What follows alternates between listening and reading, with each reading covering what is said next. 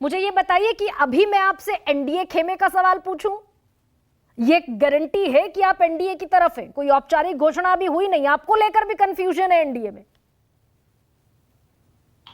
जी गरिमा जी, अभी मैं आरएलडी की ही बात करूंगा। अभी मैं ना इंडिया अलायंस की बात करूंगा और ना एनडीए की बात करूंगा। आपका सवाल अपनी जगह बिल्कुल मुफीद है और मैं उसका उतना ही उत्तर आपको दे भी रहा हूँ। हाँ।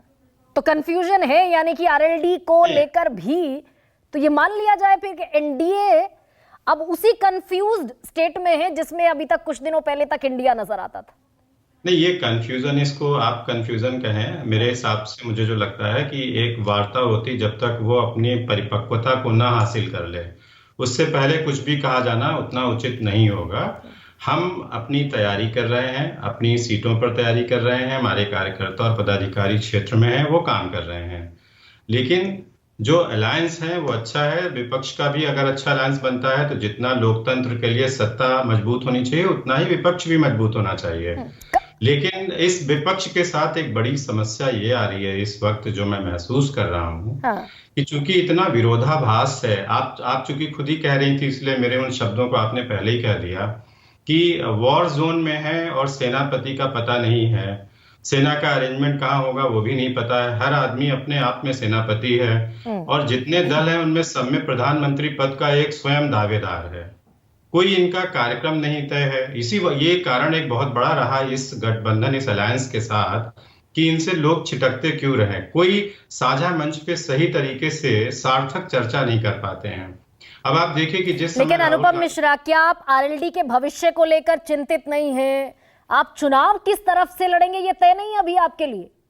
नहीं नहीं, ऐसा बिल्कुल नहीं है। हमारा हमारा बहुत स्पष्ट है। आरएलडी का भविष्य जनता के हाथ में है और जनता के बीच एनडीए में के हम साथ है, इंडिया के साथ है। इंडिया से तो ये अभी मैंने पत्ता टूट गया है। आपने जब पहला प्रश्न पूछा, मैंने उसका आपको बड़ी सफाई से उत्तर दिया। मैंने उसमें कोई लाग लपेट नहीं की कि मुझे 2 दिन का समय और अभी मिलेगा। अगली आपकी जब डिबेट में रहूंगा तो मैं और अच्छे से आपसे बात कर पाऊंगा। तो अनुपम मिश्रा, फिर मैं एक और साफ सवाल पूछती हूँ आपसे।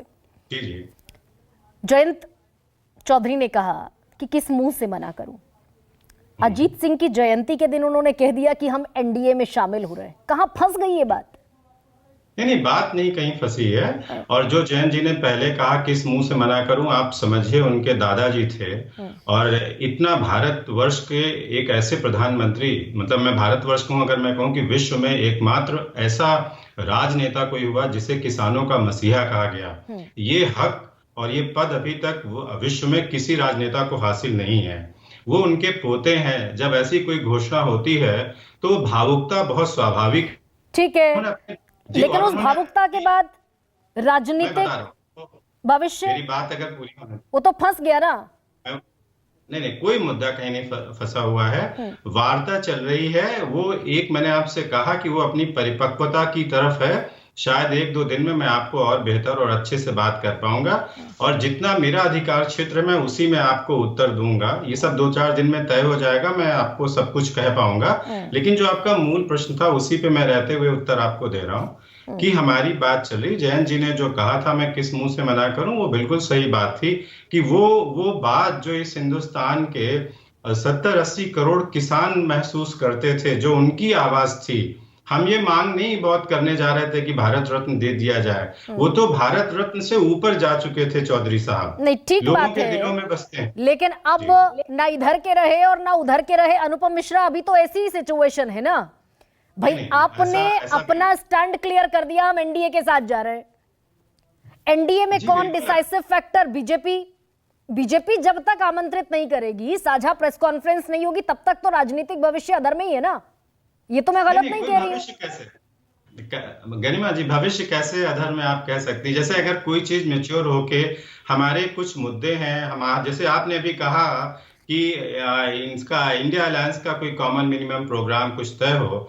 हम अगर कोई अलायंस में हमारी उनसे बात हो रही है तो जब तक हमारे जो मुद्दे हैं, किसानों के मुद्दे हैं, नौजवानों के मुद्दे हैं, जिन पर हम इतने लंबे समय तक आंदोलनरत रहे हैं, हम उन बातों को भी रख रहे हैं। हम उसमें भी उनके साथ सहमति लेना चाहते हैं। तो 2 दिन का समय ना अनुपम मिश्रा, 2 दिन का। लेकिन अटकी हुई बातचीत तो सारी जगह है। अभी एनडीए की स्थिति जो नजर आ रही है, विजय जी, आपके धैर्य के लिए तो